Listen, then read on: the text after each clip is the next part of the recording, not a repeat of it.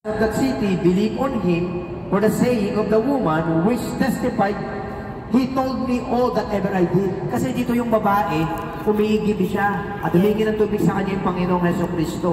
At syempre yung Hudyo at saka yung Israelites, ay yung Hudyo at saka yung Samaritan, wala silang dealings, hindi sila nakikipag-usap sa bawat isa. Bawal. Nagkaroon ngayon sila ng pag-uusap ng Panginoong Jesucristo at sinabi ng Panginoong Jesucristo lahat ng kanya nakaraan.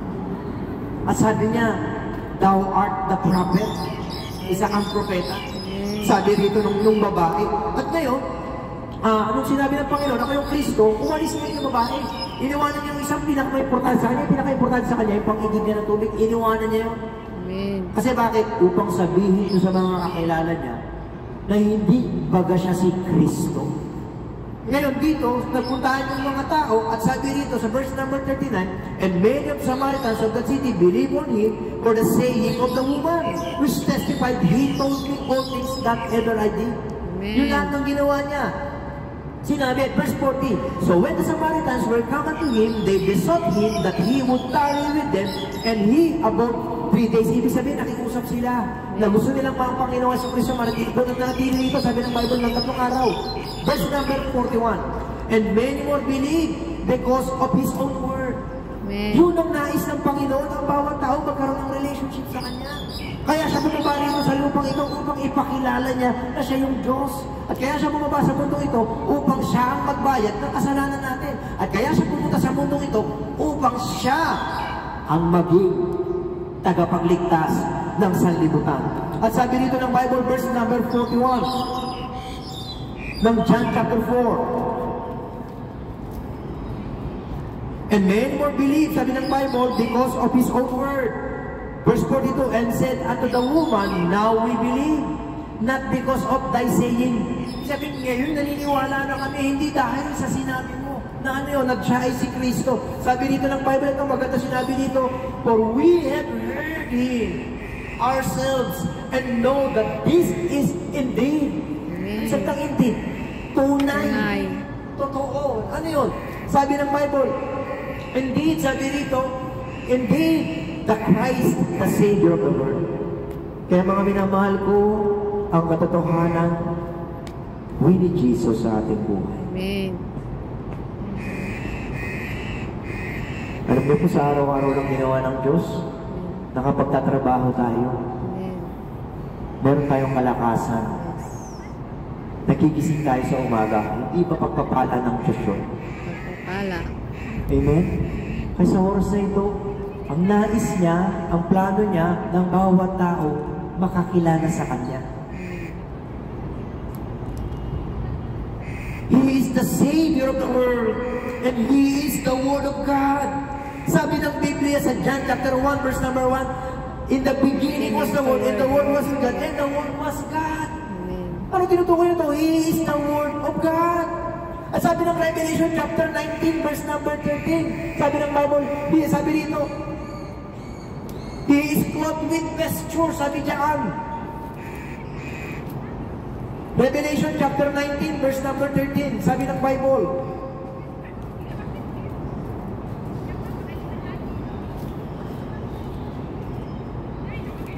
Sabi diyan, no? Nandiyan na kayo lahat? Yes. Ang ganda na sinabi diyan, di ba? Sabi diyan, no, sa verse number 13 ng chapter 19.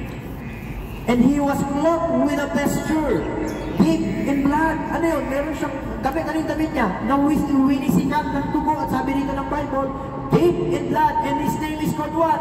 Sabay-sabay. The Word of God. He is the Word of God. Now, who is Jesus para sa iyo? Kaya tatandaan natin, kailangan natin si Kristo. Iilan lang po yan. Alam niyo kung bakit napunta ang Panginoong Jesucristo dito? Upang ang bawat tao magkaroon ng kaligtasan. Amen. Now, who is Jesus to you? Number 1, He is a very special friend. Yes, a friend of May friends tayo, He is a very special friend. According sa Bible. John chapter 15, verse number 13. John chapter 15, verse number 13. Tingnan niyo po ang sinabi ng Panginoong Hesukristo rito sa mga apostles. Alam niyo po, yung mga binabanggit ng Panginoong Hesukristo rito talaga nakakakilabot. Nakakaalis ng problema pag nagbabasa ka dito ng Biblia. Verse number 13. Sabi ng Bible, greater love hath no man than this, that a man lay down his life for his friends. Ibig sabihin, talagang napakalaking pag-ibig. No, yung ibigay ng buhay ng isang kaibigan, yung ibigay niya yung buhay niya sa isang kaibigan. At ginawa ito ng Panginoong Jesucristo. Nang siya ay mamatay sa cross, ibinigay niya yung buhay niya sa ating mga tao. Ba't nakalulungkot? Alam ng tao na namatay ang Panginoong Jesucristo para sa kanya, pero hindi niya binibigyan ito ng halaga. Sabi diyan, verse 14, ye are my friends if you do whatsoever I command you. Verse 15, henceforth I call you not servants, for the servant knoweth not what his Lord doeth, but I have called you friends, for all things that I have heard of my Father, I have made known unto you. Mga kapatid, mga minamahal, He is a very special friend. Sometimes yung buhay natin, alam ni best friend eh. Di ba? May best friend ka rin doon. At tandaan nyo, merong best friend doon. Kasi bakit? Napakabuti ng Diyos. Isa siyang Diyos, pero tinawag niyang kaibigan itong mga apostolo. And I believe, meron tayong best friend, a special friend na nasa langit, and that is our Lord and Savior Jesus Christ. Matthew chapter 11. Matthew chapter 11. Verse number 19. Matthew chapter 11, verse number 19. Sabi ng Bible, the Son of Man came eating and drinking, and they say, behold, sabi ng Bible, a man gluttonous and a wine bibber, a friend of publicans. Amen. Alam niyo ba yung publicans? Ito yung mga tax collectors. Ito yung mga, ito yung sinabi ng Panginoong Jesucristo, a friend of publicans and sinners, but wisdom is justified of her children. Friends daw siya nino. Friends siya ng nating mga makasalanan. At friends siya ng mga publican, yung mga tax collectors. Kaya sa oras na ito, totoo yun. Alam mo, best friend natin yung ating mga, alam mo na. Pero dapat, magkaroon tayo ng relationship sa Panginoon. Amen. Siya yung totoong kaibigan. Amen. Na nasa langit. Diyos na pwede nating maging kaibigan. Kita natin kung sino talaga siya. Siya ay Diyos at ang nais niya, bawat isa sa inyo, magkaroon ng relasyon sa Kanya bilang tawaging Diyos ang Panginoong Jesucristo. At pwede nyo rin siyang tawaging kaibigan. Kasi bakit? Dahil sinabi ng Panginoon, yan ay kung magiging masunurin tayo sa salita ng Diyos. Sabi ng Bible, di ba? Amen. Ye are my friends if you do whatsoever I command you. Maliwanag yung sabi ng Bible. Pangalawa na titignan natin dito, He is a very humble man and humble God. Alam niyo kung bakit na maraming mag-asawang naghihiwalay? Dahil nawawala yung humility. Maraming mga magulang na nilalapastangan ng anak kasi bakit? Wala na, hindi na marunong magpakumbaba ang bata ngayon. Marami kayong mga tauhan ngayon eh talagang yung amo pa nagpapakumbaba, which is dapat yung tauhan na nagpapakumbaba. Kulang sa pagpapakumbaba. At yun yung kulang sa mundo ngayon.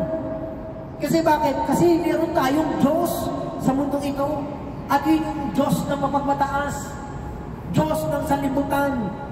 Sabi ng Bible, He is the power, He is the prince of the power of the air. Sabi ng Bible, tinutukoy ko si Satan. Kaya pag ang isang tao na nakakilala sa Diyos, meron siya pagmamataas, may problema ang kaligtasan.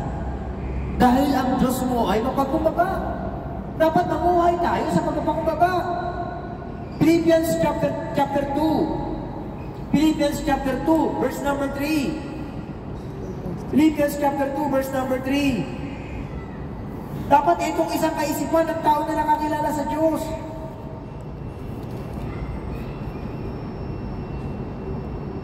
Philippians chapter 2. Let nothing be done through strife or vain glory, but in lowliness of mind. Yan yung tinatawag nating humility. Let each esteem other better than themselves. Ang gandang salita. It's better other than you. Ano yung nalarawan nito? Mas bigyan mo ng pahalaga yung iba kaysa sa sarili. Amen. And that is Christianity. Bakit? Verse 4. Look not everyone on his own things, but everyone also the things of others. Sometimes ipinipilit natin yung para patungkol sa atin eh. Amen? Ibig sabihin, huwag naman puro patungkol sa atin. Diba? Kung binibigyan mo ng pahalaga yung kapwa mo, hindi dapat puro patungkol sa atin. Dapat puro patungkol sa kanila. At sabi nito ng Biblia, huwag tingnan ng bawat isa sa inyo at sa kanyang sarili. Kundi ang bawat isa naman ay sa iba. Sabi ng Bible, o iba't iba. Verse number 9, let this mind be in you, which was also in Christ Jesus. Yun ang puso ng Panginoon. Amen. Ano yun? Mas pinahalaga niya iba. Kasi bakit? Duro mo, bumabasa sa mundong ito eh. Ibinigay yung buhay niya. Larawan ito. Hindi niya binigyan ng dangal o respeto yung sarili niya. Mababasa natin. Verse 6. Who being in the form of God, thought it not robbery to be equal with God. Alam natin, Diyos siya. Pero hindi niya ipinanta yung sarili niya bilang isang Diyos. Sabi ng Bible. But made himself of no reputation. Inalisan niya ng dangal, inalisan niya ng reputasyon yung kanyang sarili. At sabi rito ng Bible, but made himself of no reputation and took upon him the form of a servant. Isa siyang Diyos na nasa langit eh. Ano yung narawan nito? Form of the servant. Ano may servant na tukoy dito? Alipin. At sabi rito ng Bible, and was made in the likeness of man, nakatulad o kagaya ng isang tao. Verse number 8. Babalikan ko lang 7, maganda ito eh. Amen. Minsan yung tao eh, masyadong ingat na ingat sa reputasyon niya. Amen. Pero hindi binibigyan ng importansya yung reputasyon ng Diyos. Magtugaw ka din. Magtugaw ka pala. Verse 8. And being found as a fashion, being found in fashion as a man, at dahil siya ay nasa anyong tao talaga, he humbled himself, sabi ng Bible. At palibasa ay nasumbungan na sa anyong tao, sabi ng Bible, he humbled himself. Ibinaba niya yung sarili niya, nagpakababa siya. At ang maganda dito, and became obedient unto them. Naging masunurin sa kamatayan, even the death of the cross. Mga binamahal ko, ulitin ko, siya isang Diyos na tinitingala sa langit. Pero nakita natin yung tunay na pagpapakababa. Kaya sa bawat buhay natin, alisin natin yung pagmamataas. Amen. Amen? Amen. Pagsasama ng isang mag-asawa, may pagmamataas, isang araw maghihiwalayan. Kasi bakit? Dahil merong pride. Ayaw ng Diyos ng pride. Marami nang pinaghiwalay ng mag-asawa yan. Marami ng anak na naglapastangan sa kanyang magulang because of pride. Marami nang magkaibigan nagkahiwalay. Sa atin lang, sa politiko eh. Pambira lang, kahapon lang, magkakapi, kinabukasan, magkaaway na eh. Why? Because of pride. Kawawa yung ating mga kababayan. Ngayon nakita natin, he is very humble. Humble man and humble God. At yan ang nakita natin sa buhay ng Panginoong Jesucristo. At ito yung pinakamaganda, yung pangatlo. He is a very good example of a believers.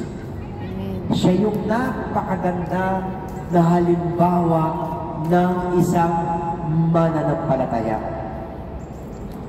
Hello po. Sana makapakinig kayo. Amen? Hi sis. Ibig sabihin, siya yung pinakamagandang halimbawa ng mananampalataya. Ngayon po, bago ko basahin itong verse na ito sa John chapter 13. Napakaganda ito eh. Sa John chapter 13, verse chapter 14, chapter 15, 16, 17, ang mga kausap niya diyan, yung mga apostles. Okay? Dito, yung panahon na nagpapaalam na siya. Punta tayo sa John chapter 13. He is the very good example of a believers. At dapat kung meron man sinusunod yung Kristiyano, sinusundan yung Kristiyano, wala nang iba kundi ang Panginoong Jesucristo. Amen? Amen. manggagaya lang tayo. Panginoong Jesucristo na gayahin natin. Amen. At sinabi yan ng Biblia. Chapter 13, verse number 15. Andiyan na kayo lahat? Amen. Okay, sa babasahin ko po Sabi rito ng Bible sa chapter 13, verse 15. Verse number 13, sama ko na to. Ye call me Master and Lord, and ye say, well, for so I am. Verse 14, for I am your Lord and Master, have washed your feet. Ye also ought to wash another's feet. May tinutukoy nito. Ano po? Ibig sabihin, kung ikaw ay Kristiyano, gawin mo ang lahat para sa iyong kapatid sa pananampalataya.